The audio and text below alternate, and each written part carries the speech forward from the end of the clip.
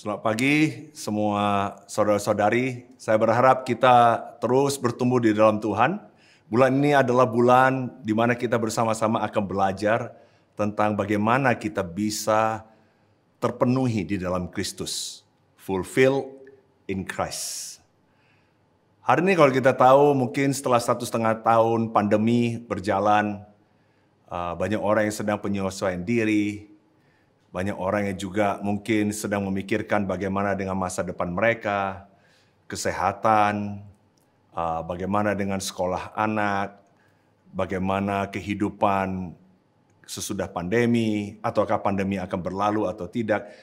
Tidak ada yang tahu dan manusia sekarang masuk dalam fase yang merasa cukup lega karena kasus menurun, tetapi pada saat yang bersamaan, manusia juga dipenuhi dengan ketidakpastian, dan masih ada kekhawatiran. Tapi saya ingin mengajak semua saudara-saudari bahwa kita yang percaya kepada Tuhan Yesus, seharusnya kita bisa tahu bahwa semuanya itu adalah di dalam kontrol Tuhan. Dan sangat penting untuk kita bisa mempunyai pandangan dan keyakinan yang dalam, yang benar, yang bergantung kepada kebenaran, lebih daripada menebak-nebak ataupun mereka-reka kira-kira apa yang akan terjadi dalam hidup kita.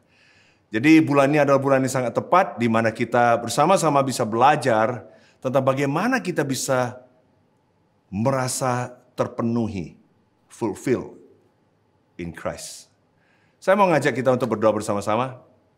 Terima kasih untuk hidup yang Kau berikan, kesehatan, keluarga, berkat, penyertaan Engkau, perlindungan Engkau yang tidak pernah habis-habisnya untuk setiap daripada kami di sini. Kami berdoa Tuhan supaya kiranya Engkau senantiasa membantu kami, memberi kami hikmat untuk kami bisa hidup di dunia ini sesuai dengan kehendak Engkau. Bantu kami Tuhan untuk bisa melihat mengapa kami ada di dunia ini. Kami percaya Tuhan bahwa hidup kami bukan hanya untuk di dunia ini, tetapi Tuhan hidup bersama dengan Engkau di dalam kekekalan. Bantu Tuhan supaya bulan ini bersama-sama setiap dari kami di sini bisa mendapatkan kepuasan, kepenuhan di dalam Engkau. Bantu kami untuk belajar bersama-sama di mana harusnya sumber itu kami bisa dapatkan. Bagaimana kami bisa mendapatkannya. Biarlah firman Tuhan, kebenaran Engkau sendiri yang bisa menjadi kunci jawaban bagi kami semua. Dalam nama Yesus kami berdoa dan mengucap syukur. Amin. Hari ini dunia sudah sangat banyak berubah. Bahkan George Barna yang banyak melakukan survei kepada gereja-gereja dan orang-orang Kristen yang ada di Amerika.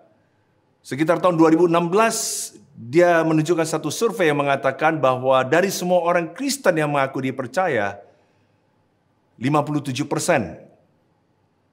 yang masih percaya bahwa Tuhan itu adalah Tuhan yang sangat maha kuasa, serba tahu, Dia yang menciptakan dunia. Tapi sekitar 33% sudah mempunyai pandangan yang berbeda tentang Tuhan itu sendiri. Dan 10% bahkan tidak percaya lagi bahwa Tuhan itu ada. Saya secara pribadi nggak tahu apakah pandangan saudara-saudari tentang Tuhan saat ini. Mungkin ada saat ini yang sedang menonton di YouTube, ataupun mungkin yang melihat rekaman ini, yang bertanya, apa sih yang saya masih percaya? Hari ini terjadi krisis kepercayaan, bahkan orang yang mengaku diri Kristen sendiri pun bahkan bergeser di dalam apa yang mereka percaya tentang Tuhan sendiri. Saya mau tanya, apa kira-kira yang Anda secara pribadi percaya? Apakah worldview yang Anda sendiri punyai?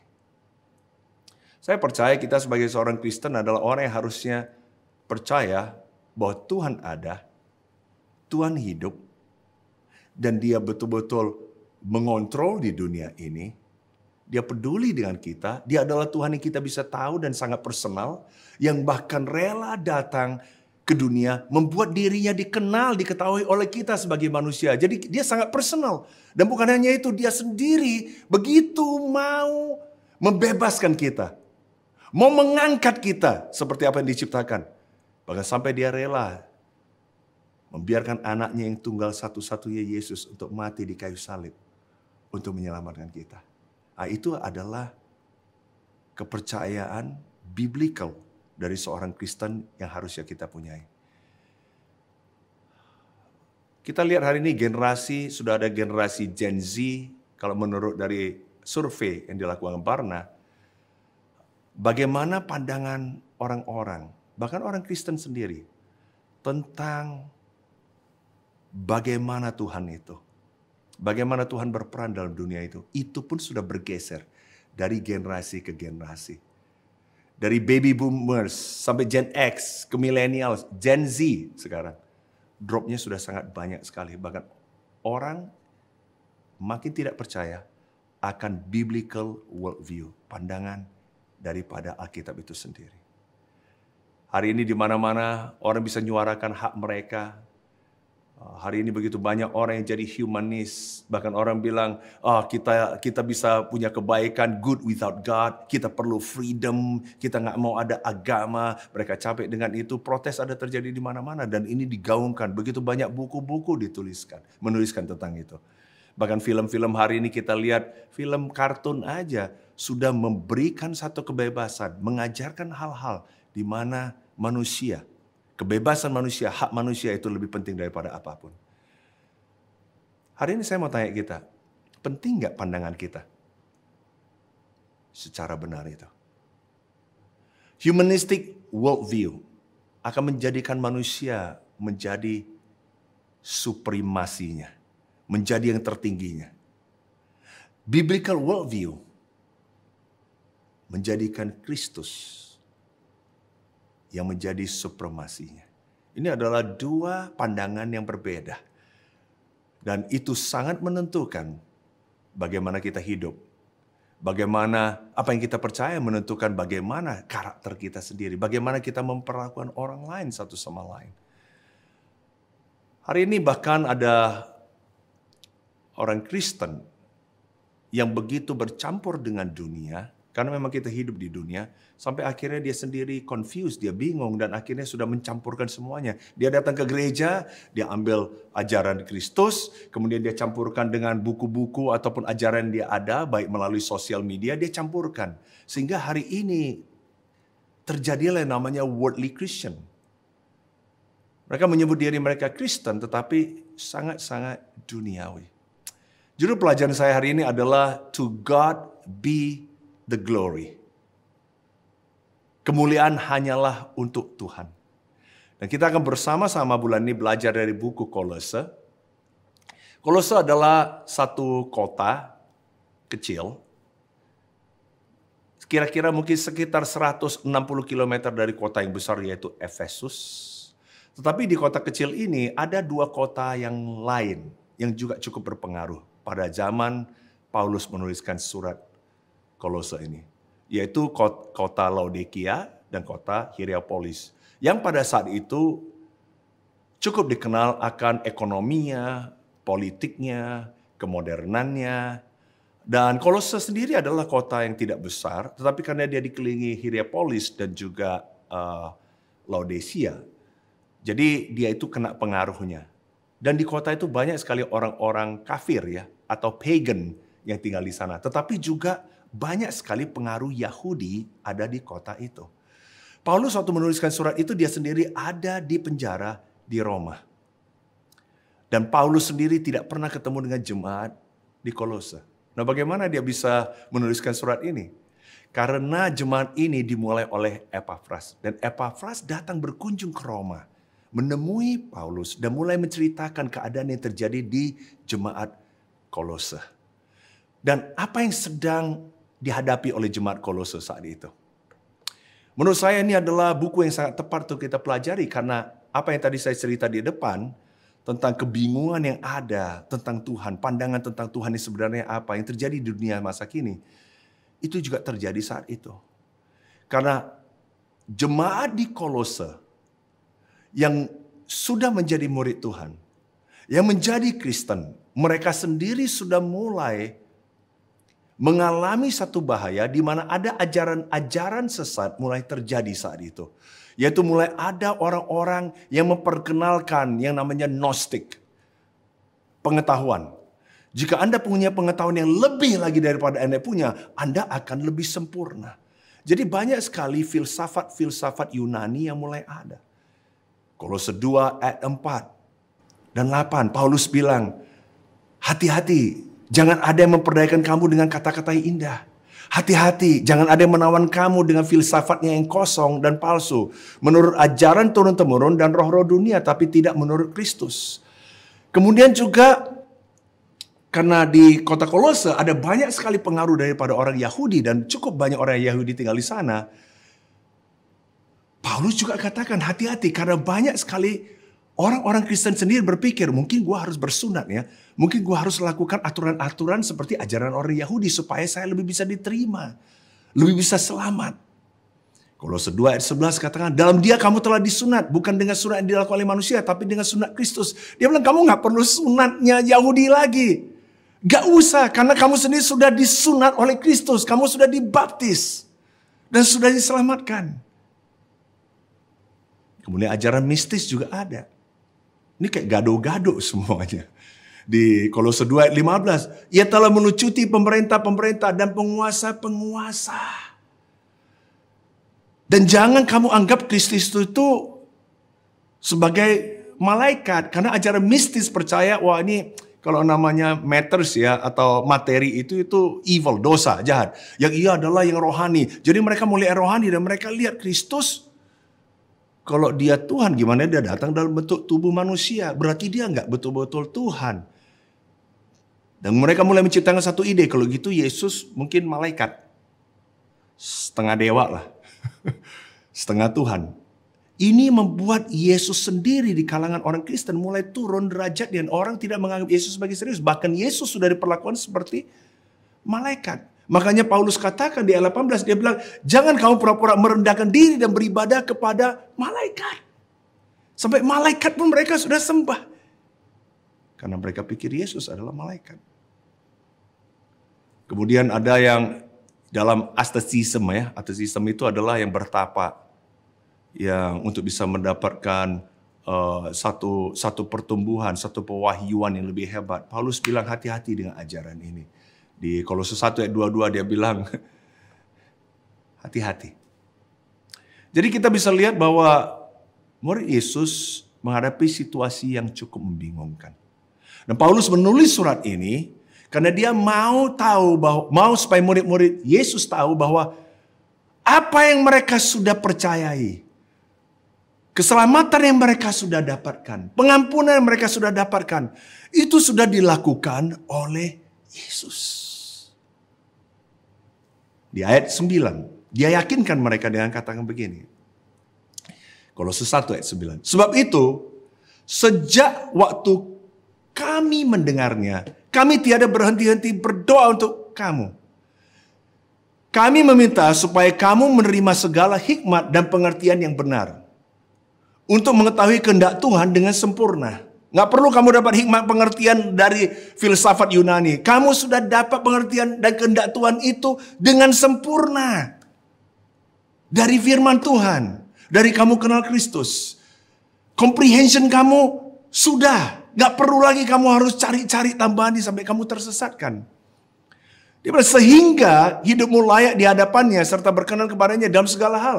Dan kamu memberi buah dalam segala pekerjaan yang baik dan bertumbuh dalam pengetahuan yang benar tentang Allah. Dan dikuatkan dengan segala kekuatan oleh kuasa kemuliaannya. Untuk menanggung segala sesuatu dengan tekun dan sabar. Dan mengucap syukur dengan sukarela kepada Bapa. Yang melayakkan kamu untuk mendapat bagian dalam apa yang ditentukan untuk orang-orang kudus di dalam kerajaan terang. Bukan hanya sekarang kamu punya comprehension, satu ajaran pengertian yang benar. Itulah yang ajaran benar itu yang membuat kamu bisa berkenan kepada Tuhan. Kamu jadi bisa berbuah dalam segala pekerjaan yang benar tentang Tuhan. Jadi kondaknya kamu, bukannya comprehension, kondak kamu juga jadi benar. Yang kamu lakukan juga benar. Dan bukan hanya itu, kamu lakukan itu dengan tekun dan sabar. Mengucap syukur dengan sukarela, sukacita kepada Bapa. Dan itu dihasilkan karena kamu punya buah-buah roh itu. Dan kamu punya karakter yang benar. Dan itu semua hasil dari Tuhan. Comprehension kamu. Conduct kamu. dan karakter kamu. Itu semua terjadi karena kebenaran yang dari Kristus. Dan itu sudah cukup. Ngapain kamu kemudian merasa kurang, merasa masih nggak terpenuhi. Dan akhirnya kamu cari-cari penyakit. Dan akhirnya kamu terima ajaran-ajaran yang menyesatkan kamu. Sehingga membuat kamu merasa kamu itu kurang. Sehingga you are not fulfilled in Christ. Ini adalah alasan kenapa Paulus menuliskan buku Kolose itu. Saya mau kita tahu di sini, brothers and sisters ya. Coba kamu lihat. Apakah kamu adalah orang yang menjalani hidup kamu sebagai Kristen? Dengan semua usaha kamu. I can do it. Terus bilang, enggak lah, saya nggak bisa lakukan. Kemudian ada yang lain bilang, you can do it bro, you can do it. Dan kemudian kita jadi orang yang bergantung kepada kemampuan kita, pengetahuan kita. Dia bilang, you can do it. Kalau kamu hidup dengan cara gitu, kamu akan jadi orang Kristen yang capek. Dan kamu akan kecewa. Dan kecewa. Akhirnya kamu sendiri merasa ini kayaknya cuman nggak mungkin deh saya bisa hidup Kristen seperti itu. Saya lihat ada saudara-saudara yang punya hati yang baik. Tetapi karena motivasinya lakukan. Karena dia pikir itu dari dianya. Akhirnya dia menjadi tawar hati. Saya mau kita tahu. Buku Kolose ini membantu kita tahu. Untuk tidak bergantung kepada diri kita. Tapi bergantung kepada Tuhan. Bukan tentang you can do it. Tapi Yesus bilang, I've done it for you. I did it for you. Nggak mungkin kamu dan saya bisa punya hikmat dan pengetahuan yang benar kalau bukan karena Kristus. He did it for us. Nggak mungkin kamu bisa melakukan hal-hal yang benar dan yang baik. Yang layak di mata Tuhan. Kalau bukan karena Jesus sendiri udah jadi contohan. He did it for you. Nggak mungkin kamu dan saya bisa punya karakter yang baik. Karakter yang bisa penuh dengan kasih, sukacita, damai. Yesus sendiri yang sudah lakukan. Dia berikan kita roh. Buah roh itu sendiri yang bisa menjadi driving force kita untuk bisa hidup yang layak di hadapan Tuhan. He did it for us. Jadi jangan dari kita di sini ragu akan Tuhan Yesus. Kemudian sesudah itu dia yakinkan lagi di ayat 13. Dia bilang, karena ia telah melepaskan kita dari kuasa kegelapan dan memindahkan kita ke dalam kerajaan anaknya yang kekasih. Di dalam dia kita memiliki penebusan kita, yaitu pengampunan dosa. Kamu sudah diampuni. Kamu sudah dipindahkan dalam kerajaan dia. Gak lagi kamu dalam kuasa kegelapan. He has done it all for you. Habis itu dia mulai, di ayat berikut dia mulai tuliskan semua hal yang Yesus sudah lakukan. Dia bilang Yesus itu luar biasa. Dia itu menebus kamu. Dia itu paling hebat. Dia itu supreme. Dia itu adalah pengetahuan kamu. Dia itu adalah yang menciptakan kamu. Dia itu adalah yang memampukan kamu. Dia itu adalah yang apapun yang kamu lakukan itu harus di dalam dia, dan semuanya dia yang in charge, dia akan kontrol. Dan bukannya itu, semuanya juga untuk dia. Dia yang paling tinggi, dia yang damaikan kamu semuanya. Kamu bisa baca di buku Kolose 1 semuanya, dia bicara apa? Intinya dia bilang Jesus and only Jesus. Itulah superiornya Yesus. Dan itu membawa saya kepada poin saya yang pertama.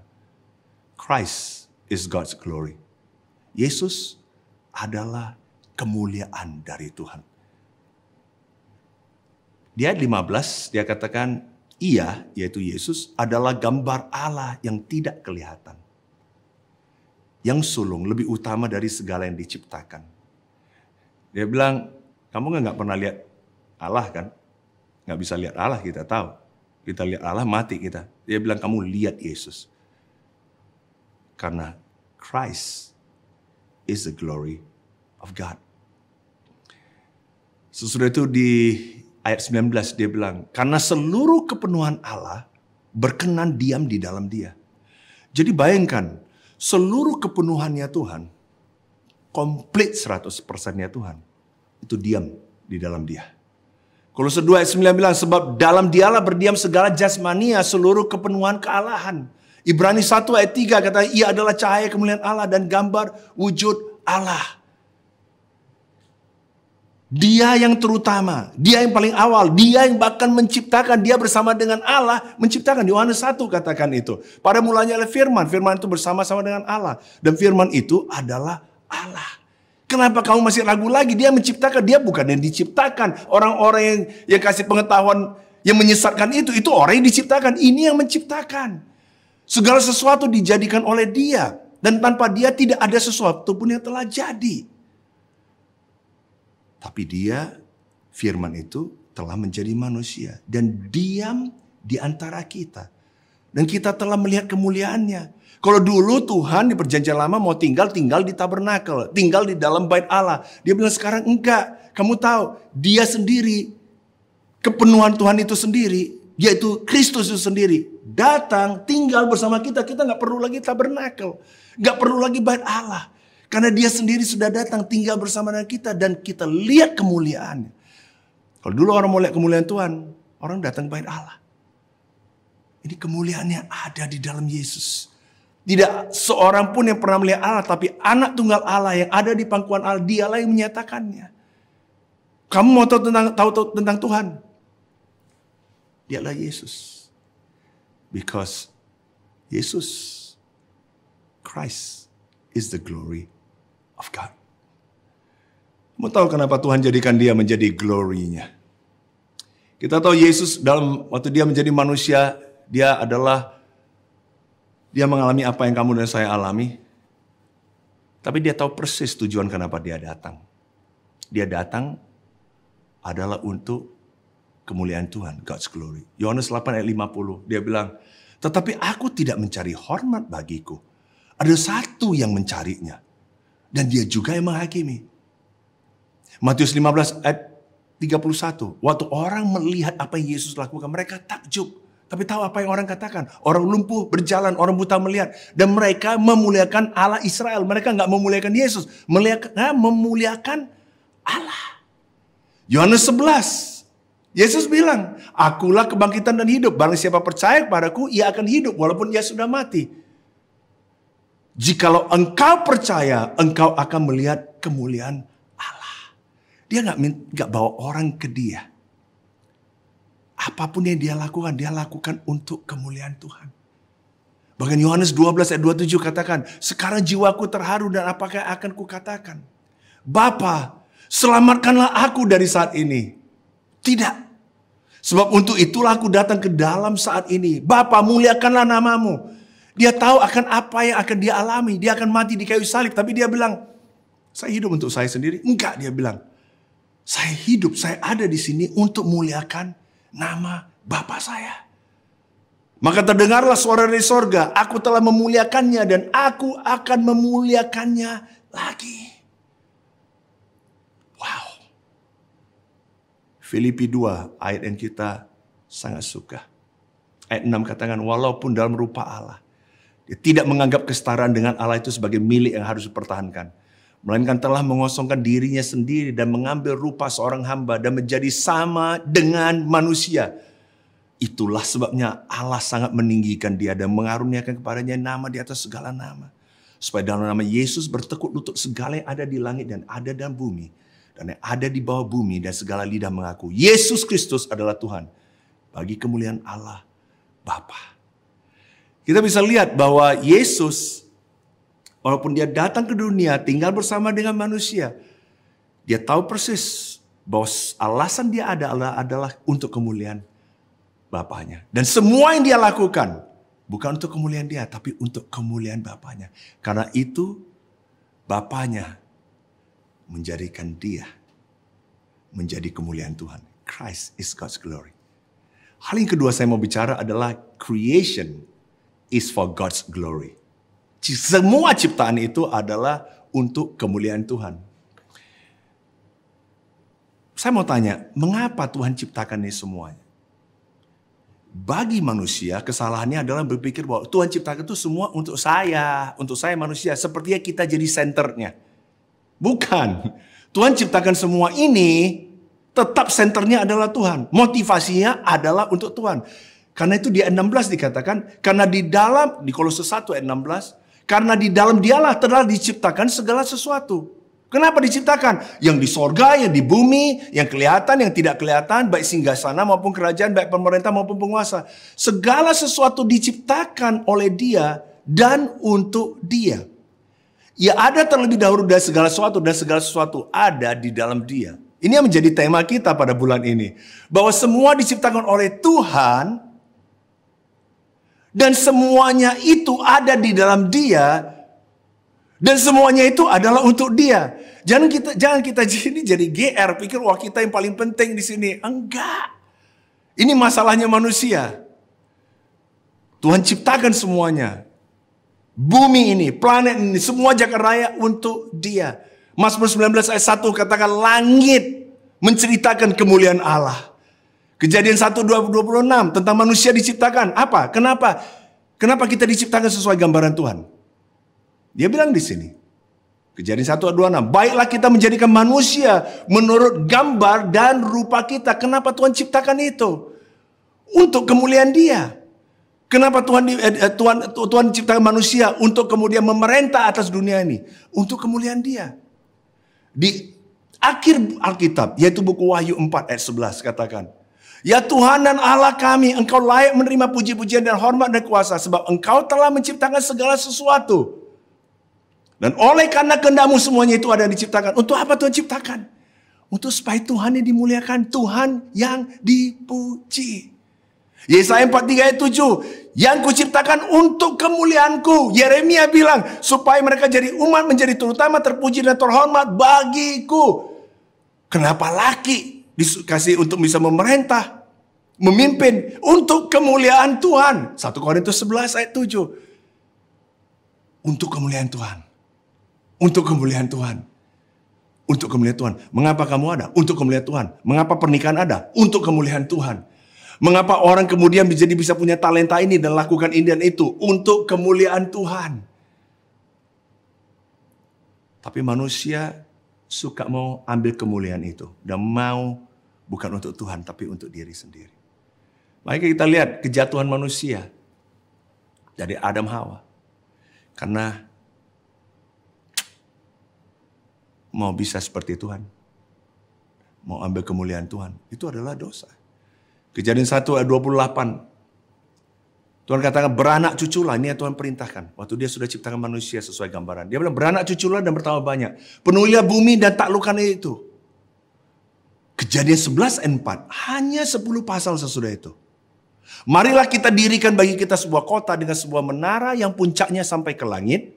Dan marilah kita cari nama supaya kita jangan terserak ke seluruh bumi. Tuhan bilang beranak cucu bertambah banyak, berseraklah ke bumi. Tiba-tiba di pasal 11, kita tahu menara Babel. Manusia bilang enggak, kita enggak mau berserak. Justru kita mau bangunnya sampai ke atas. Untuk apa? Untuk nama kita sendiri. Gila enggak? Itulah manusia. Karena mereka pikir creation is for their own glory. Bukan, Tuhan bilang creation is for God's glory. Kamu bisa lihat gambar di sini, ini adalah patung Napoleon Bonaparte. Bayangkan kalau dibuat 7 miliar ton patung Napoleon Bonaparte dan sebarkan seluruh dunia. Kamu tahu kalau orang lihat patung itu, orang akan pikirnya siapa? Napoleon Bonaparte. Kenapa Tuhan ciptakan kamu dan saya sebagai manusia? Kenapa Dia buat kamu dan saya sesuai dengan gambaran Dia? Bayangkan kok disebarin 7 miliar ton lebih manusia. Orang akan pikirin siapa? Harusnya pikirnya Tuhan. Karena gambaran Tuhan ada di mana-mana. Tapi manusia mencuri kemuliaan Tuhan. Manusia taruh dirinya sendiri. Hari ini yang masuk ada di dalam Times Square, yang muncul di ini adalah manusia-manusia sendiri.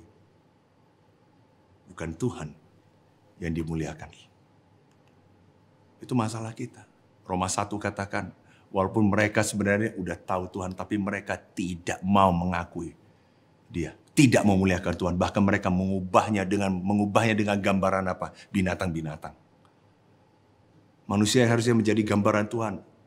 Hidup dengan cara hidup yang menjijikkan, yang bukan menggambarkan Tuhan, tapi menggambarkan binatang. Hari ini kita lihat perlakuan bebas seksnya orang hari ini. Bagaimana orang perlakuan manusia yang lain, persis seperti binatang. Mereka ubah yang harusnya gambaran Tuhan, mereka ubah menjadi gambaran yang lain. Hanya karena apa? Mereka nggak mau glorify God. Malaikat Tuhan ciptakan, ya bagus.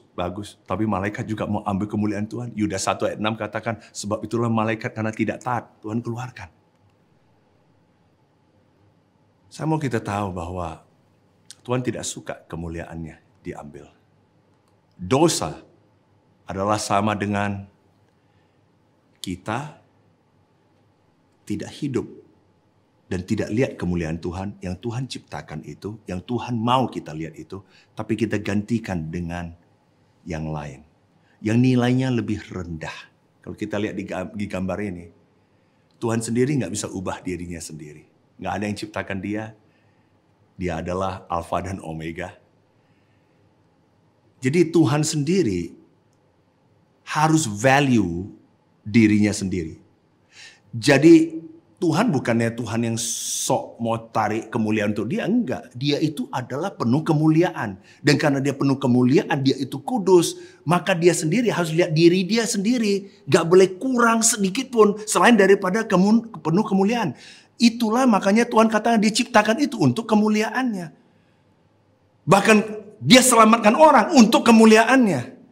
Kenapa dia belah Laut Merah? Untuk kemuliaan dia.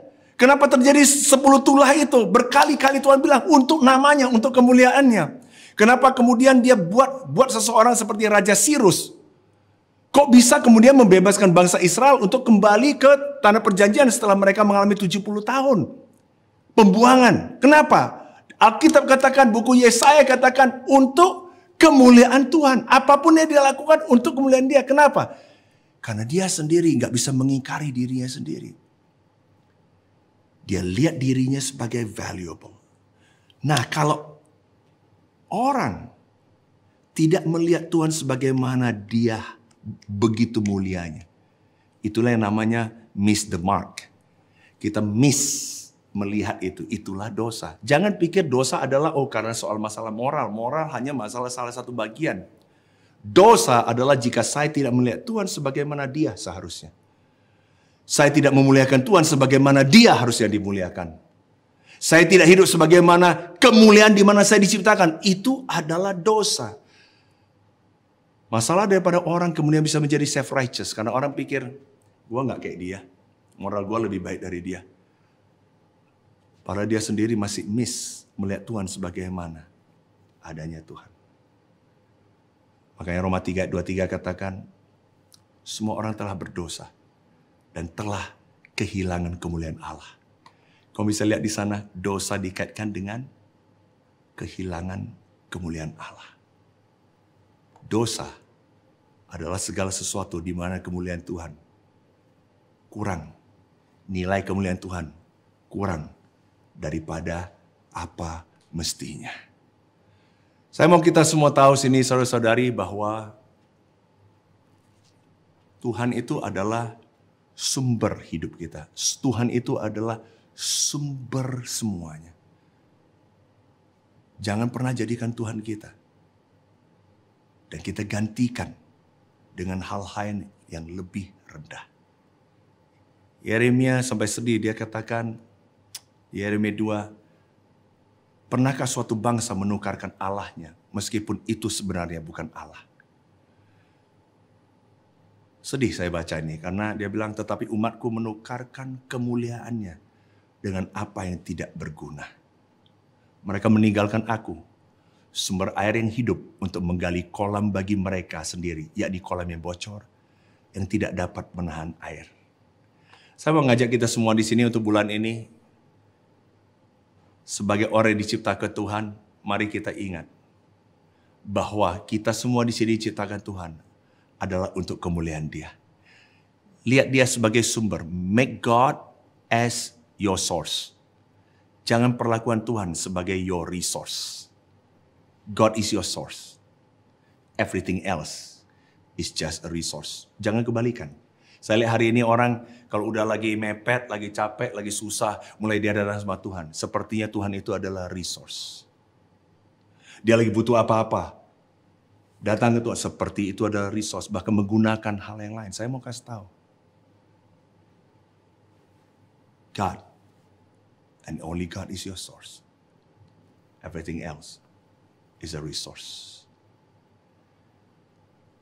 Saya sangat looking forward untuk lihat kita sepanjang bulan ini belajar bersama-sama. Jangan kita jadi orang yang mencampurkan begitu banyak filosofi dunia. Semua hal yang terjadi kita campurkan dengan apa yang ajarkan Alkitab. Kita belajar bersama-sama hari ini. Bahwa Christ is the glory of God. Dan yang kedua kita belajar. Creation is for the glory of God. Hidup kita semua adalah untuk kemuliaan Tuhan. Bahkan kita tahu, kalau kita terus bacakan seterusnya, di ayat 18 dari Kolose 1 dan seterusnya, kita tahu bahwa church pun, gereja, itu adalah for God's glory. Kamu dan saya ditebus dosanya, kamu dan saya diselamatkan, dibersihkan. Bukan untuk kita, untuk selfishness kita. Saya sedih hari ini lihat orang Kristen yang katakan, oh, I want to go to heaven. Saya mau ke surga. Sedangkan Tuhan ampuni dosa kita, supaya heaven will come on earth. Kenapa kamu sibuk mau pergi to heaven, sedangkan Tuhan sendiri mau datangkan heaven ke dalam hidup kamu, dan mau jadikan kedamaian dunia ini menjadi heaven. Itulah doa Bapa kami, katakan, terpuji Tuhan, datanglah kerajaan-Mu ke bumi, seperti di surga. Manusia sangat selfish.